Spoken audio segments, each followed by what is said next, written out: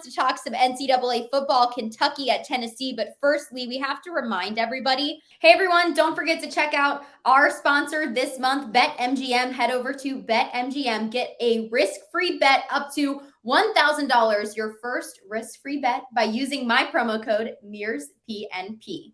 Of our promo going on right now, head over to picksandparlays.net. Use promo code NBA. Save 25% off the entire site. We love saving money. We also love hearing what Lee has to think about college football. And we've got a top 20 matchup in Kentucky and Tennessee. Tennessee obviously favored in this one, minus 12.5. But is that too much?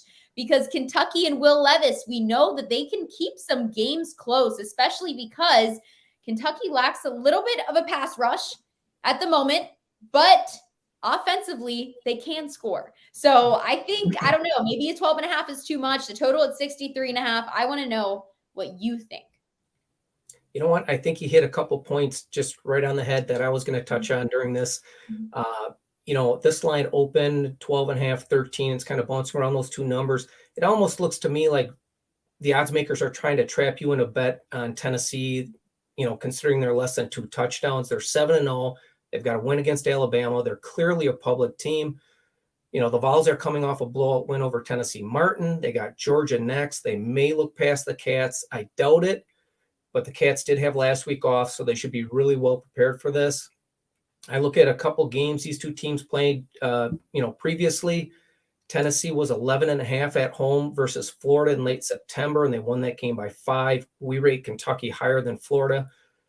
Kentucky is healthy, like you just mentioned, offensively. They've got quarterback Levis back. They've got running back Rodriguez Jr. back.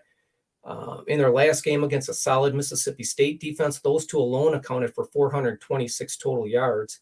Now, the Vols, again, as you mentioned, the Vols definitely have an advantage offensively. They're first in the nation in yards per game. Kentucky's 86th in total yards per game gained, but defensively, Kentucky has a pretty big advantage. They're 14th in yards per game allowed. Tennessee's 99th. They give up 425.5 yards per game. The visitors covered 3 straight in the rivalry. 4 of the last 6 meetings have been decided by 13 or less points. So I'll always side with an ugly underdog when I get the opportunity. So that's what I'll do here.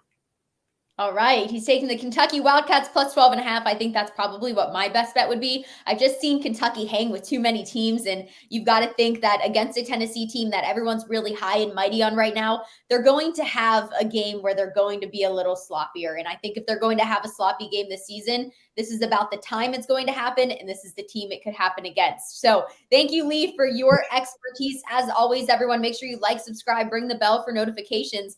Picks and Parlays Power Hour live Monday through Friday, 3 p.m. Eastern.